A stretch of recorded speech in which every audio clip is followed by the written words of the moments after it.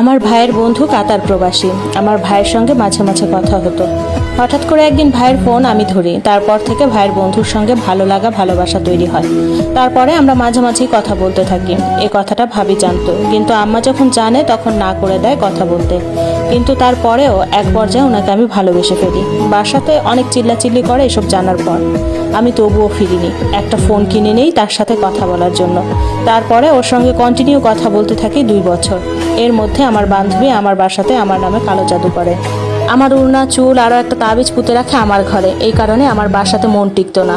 আমার কারোর সঙ্গে কথা বলতে ইচ্ছা করতো না। হঠাৎ একদিন আমি একা একা বাসা থেকে বের হয়ে যাই। কোথায় যাব কোনো উদ্দেশ্য নেই। আমি যখন বের হয়ে যাই সবাই ভাবছে যে আমি কারোর সঙ্গে চলে গেছি। তারপরে আমার কাজিনরা আমাকে সবাই বাসায় নিয়ে আসে।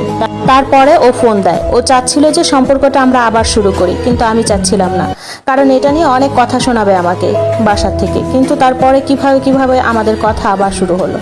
দিনকাল ভালোই যাচ্ছিল। হঠাৎ 5-6 মাস পরে বলে যে আমি বাসায় আসবো। তারপর ও ফ্লাইটে উঠলো। আমি আল্লাহ আল্লাহ করলাম আল্লাহ ভালোভাবে যেন পৌঁছায়। আল্লাহর রহমতে ঈদের আগের দিনে রাত্রেবেলা এসে পৌঁছায় বাসায়। ওর বাসা থেকে আমার বাসার দূরত্ব প্রায় 5 কিলোমিটার। তারপরে বাসায় আসার পরে অনেক চেঞ্জ আসে তার মধ্যে। ঈদের পরের দিনে রাতে আসে আমার বাসায়। তারপরে কথাবার্তা বলে চলে যায়। তখন আব্বু রাজি ছিল না। তারপরে অনেক চেঞ্জ হয়ে যায় ও। ওর বাসা থেকে আমার সাথে বিয়ে দিবে না। পরে যাই হোক অনেক কাহিনীর পর বিয়েটা হলো। আমার বয়স অনেক কম ছিল, এই জন্য অনেক রাত্রে বিয়ে হয়েছিল। ওর ভাবি আসছিল, তার বোনের মেয়ে আসছিল, আর অনেকে আসছিল।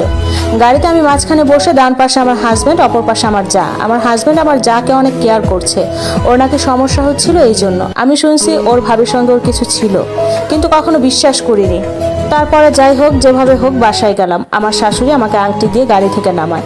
গ্রামের নিয়মে আমাদেরকে চিনি খাওয়ায়। চিনি খেয়ে আমি অনেক টাকা পাই। তারপরের দিন সকালে আমার বাবার বাসা থেকে মানুষ আসে আমাকে নিতে। তখন আমার হাজব্যান্ড বলছিল, কালকে যে চিনি খাওয়া টাকা পেয়েছো ওই টাকাগুলো দাও। আমি কোনো কথা না বলে ওকে টাকাগুলো দিয়ে দিই। এরপর আমাদের সংসার চলতে থাকে।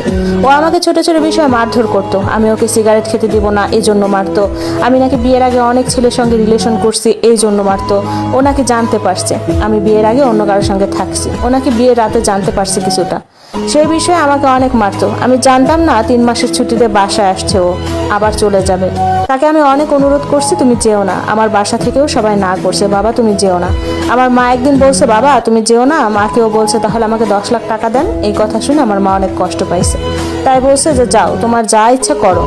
কিন্তু জানি না কেন জানি ও আমার মায়ের কাছে আমাকে সবসময় খারাপ বানাতে চাইতো। আমি ভালো না, আমি এটা করি, আমি ওইটা করি, সবসময় আমার মাকে বলতো। তারপরে একদিন পর চলে যাওয়ার সময় চলে আসে। তারপর যেদিন যায় সেদিন রাতে আমার মা বাবা আসে আমাদের বাসায়। সকালে আমি ঘুমিয়ে আছি। আমার মাকেও কি জানি বলছিল দাঁড়িয়ে থেকে, আমার নামে জানি না কি যেন বলছিল। তারপরে ও চলে গেছে। আমি অনেক কান্না করছি ওকে জড়িয়ে ধরে। আমি ওকে অনেক ভালোবাসি। চলে যাচ্ছে, আমার অনেক কষ্ট হচ্ছে, আমার বুকটা ফেটে যাচ্ছে। আমি ওকে জড়িয়ে ধরে কান্না করছিলাম সবার সামনে। আমার কষ্টে বুক ফেটে যাচ্ছিল, তবুও নিজেকে সান্ত্বনা দিয়েছিলাম। আমাদের অনেক ছবি ভিডিও ছিল, আমি ছবি ভিডিও দেখতাম আর কান্না করতাম। তারপর আল্লাহর রহমতে ভালোভাবে চলে গেল কাতারে। তারপর দিনগুলো ভালোই যাচ্ছিল। হঠাৎ একদিন দুপুরবেলাতে আমি গোসল করে রুমের ভেতরে ঢুকি। আমাদের মাটির রুম, জানালাটা একটু ভাঙা ছিল। জানালা দিয়ে কে উকি মারছিল আমি দেখতে পাইছিলাম। আমি চিল্লা উঠছিলাম, বলি কে ওখানে? আমার শাশুড়ি এসে বলে কই, কেউ নাই। আমি মনে করছিলাম হয়তো আমার ভুল। তারপরের দিন রাত্রেবেলা আমি বাথরুমে যাচ্ছিলাম। আমাদের বাথরুমটা বাহিরে। হঠাৎ করে মনে হচ্ছিল যে আমার বাথরুমের গেটে কেউ উকি মারছে। তারপরে আমি অনেক ভয় পাই। আমি মাঝে মাঝে অনেক কিছু দেখতে পেতাম, তাই জন্য মনে করতাম যে হয়তো কেউ আমাকে জ্বালাচ্ছে। তার 5-7 দিন পর আমাদের বাসা চেঞ্জ করি। আমরা মাটির বাড়ি থেকে নতুন বাড়ি দিয়েছে সেই বাড়িতে উঠি। হঠাৎ একদিন আমার ভাসুর বলে দরজাটা আটকিয়ে দাও, মা ঘুমিয়ে পড়ছে। আমি দরজা আটকাতে যাই। ওই সময় আমার ভাসুর আমাকে জড়িয়ে ধরে অনেক খারাপ কিছু করার চেষ্টা করে। আমি কোনো রকম চিল্লাই ওখান থেকে পালায় আসছি। তারপরের দিনে ভাবলাম আমি আমার হাজবেন্ডকে বলবো, কিন্তু ভাবলাম মানুষ আমাকে খারাপ বলবে, তাই জন্য কাউকে কিছু বললাম না, চুপচাপ থেকে গেলাম। সেদিন রাত্রেবেলা মুরগির খামারে পানি দিচ্ছিলাম। ওই সময় আমাকে অনেক খারাপ কথা বলে আমার ভাসুর। এখন তো সবুজ নেই, বাসায় তো আমরাই, তোকে অনেক কিছুই করতে পারি, এই কথা বলছিল আমাকে। তুমি আর আমি ছাড়া কেউ জানবে না, এই কথা বলছে আমাকে। সেদিন আমি বলছিলাম আমি তোকে আমার ভাইয়ের চোখে দেখি, আর তুই আমাকে এত বাজে কথা বললে তোর ভাইকে বলে দেবো। তখন আমার ভাসুর বলছে আমার ভাই বিশ্বাস করবে না, আমি অনেক ছোট থেকে মানুষ করছি ওকে। ও ও তোমার কোনো কথা বিশ্বাস করবে না। তারপর আমি চলে আসলাম। আমাকে প্রত্যেক রাত্রে অনেক চেষ্টা করতো ওর কাছে পাওয়ার। আমার ভাসুর আমাকে জড়াই ধরতো, অনেক খারাপ কাজ করার চেষ্টা করতো। আমি কোনো মতে পালিয়ে পালিয়ে আসতাম। তারপরে আমি আমার হাজব্যান্ডকে বললাম সবটা খুলে, যে তোমার ভাই আমার সঙ্গে এগুলা করে। ও আমাকে বললো প্রমাণ দেয় আমাকে। আমার বিশ্বাস হয় না। ও বলে যে ও যখন আসবে তুমি ছবি তুলবা। আমি নিজের জান নিয়ে বাঁচাতে পারি না, আর আমি ছবিটা কি করে তুলবো? ওকে এটা কখনোই বুঝাইতে পারতাম না। সব শেষে সবার কাছে আমি খারাপ হলাম।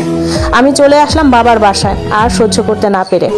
তারপরে সবুজ আমার সঙ্গে খারাপ ব্যবহার শুরু করলো। অনেক গালাগালি করতো, বাপ মা নিয়ে কথা বলতো, তোর মাকে এই করে ওই করে অনেক কথা বলতো। এক পর্যায়ে আমি আমার বাসায় বলেই দিলাম যে ওর ভাই আমার সঙ্গে এগুলা করছে, আর ও আমার কাছ থেকে প্রমাণ চায় এগুলা যে আমি সত্যি বলছি না মিথ্যা বলছি। প্রমাণ না দিতে পারে অনেক বাজে কথা বলতো। তাই আমি সব বাসায় বলে দিলাম। বাসা থেকে বললো ওর ভাইয়ের সাথে কথা বলবে। আমি বললাম না, সবুজ যতদিন না বাসায় আসে কিছু কইরো না। পরে একদিন আমরা ভিডিও কলে কথা বলছিলাম। আমার আম্মা আমার আপুর বাসায় যাবে, ওই সময় আমি ভিডিও কলে ছিলাম ওর সঙ্গে। আমার আম্মা বলে আমার শাড়ির কুচিটা ধরে দে। আমি বলি দাঁড়াও। ও ভিডিও কলে ছিল, আমি মায়ের শাড়ির কুচি ধরছি, ও দেখছে।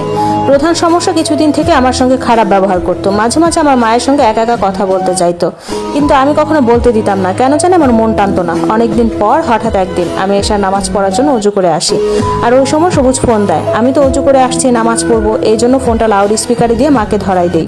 তারপরে ও বলে ভালো আছেন আম্মা, এসে অনেক কথা বলে। হঠাৎ বলে আপনার যে 3টা ছেলে মেয়ে আছে আপনাকে দেখলে বোঝাই যায় না, কারণ আপনার কোমর, আপনার শরীর, আপনার ফিগার এতটা সুন্দর, আমার এতটা পছন্দ আপনার শরীর, আমার অনেক ভালো লাগে। মনে হয় যে আপনাকে কাছে নিয়ে অনেক আদর করি।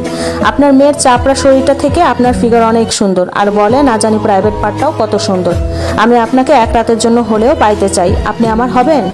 আমার মায়ের মুখে কোনো কথা ছিল না, শুধু অঝরে চোখের পানি পড়ছিল। আমি জায়নামাজ থেকে দৌড়ে এসে ওকে গালি দিয়ে বলি তুই এতটা নিচে নামবে আমি কখনো ভাবিনি। আমার মনে হচ্ছিল তখন আমার পৃথিবীটা উল্টে গেছে, কারণ আমি ওকে ভালোবেসে বিয়ে করছিলাম। অনেক ঝগড়া হয়েছে, অনেক কিছু হয়েছে। পরবর্তীতেও আমার কাছে, আমার মায়ের কাছে মাপ চাইছে। তারপরে কিছুদিন ভালোই যাচ্ছিল। তারপরে আমাকে আবারও বললো তোমার মায়ের ফিগার অনেক ভালো লাগে আমার, তোমার মাকে বাসায় গেলে আমি এক রাতের জন্য কাছে পেতে চাই। জানো আপু, একটা বইয়ের জন্য কতটা কষ্টদায়ক এই কথাগুলো। আমি বারবার বলতাম যে আমার মায়ের জন্য তোমার কি সত্যি ফিলিংস কাজ করে? ও বারবার বলতো সত্যি আমার অনেক ফিলিংস কাজ করে। আমি আল্লাহর কসম দিতাম যে সত্যি তোমার এরকমটা হয়? ও বলতো হয়। তারপর অনেক ভেবেচিন্তে সিদ্ধান্ত নিলাম যে আমি ওকে তালাক দেব। কিন্তু সবাই জিজ্ঞেস করবে স্বামী তো বিদেশ, তাহলে কেন তালাক দিবে? মেয়ের চরিত্রে দোষ আছে। এই ভেবে আমি পারছিলাম না কাউকে বলতে। আমার মা, আমি আর আল্লাহ জানে, এই কথা যদি জানাজানি হয়ে যায় আমার মা তো মরে যাবে, মানুষ ছিছি করবে। এই ভেবে কাউকে কিছু বলিনি, চুপচাপ ছিলাম 1.5টা বছর। তারপর অনেক ভাবলাম, ভাবার পরে আমি সিদ্ধান্ত নিলাম দাগ লাগলে আমার গায়ে দাগ লাগবে, আমার মায়ের নাম উঠবে না। এই ভেবে আমি একটা ছেলের সঙ্গে সম্পর্ক শুরু করলাম। পরে কিছুদিন পর আমি ওই ছেলেটার সঙ্গে পালিয়ে গেলাম। আলহামদুলিল্লাহ, এখন আমার স্বামী, আমার একটা ছেলের সন্তান হয়েছে। সন্তান নিয়ে অনেক খুশি আছি আমি। অনেক ভালো স্বামী পাইছে আলহামদুলিল্লাহ, মাটির মানুষ। আপনারা সবাই দোয়া করবেন সারাটা জীবন যেন এইভাবে থাকতে পারি। আর একটা কথা আপু, আমি সবুজের ভাইয়ের অত্যাচারে বিষ খেয়েছিলাম। কিন্তু কি জানো আপু, আমার অনেক ইচ্ছে করে ওকে জিজ্ঞেস করি যে তুই কেন এরকম করছিলি। ওকে আমি সামনে পেলে কখনো বলবো, অনেক ইচ্ছা করে জানতে কেন এমন করলো আমার সাথে।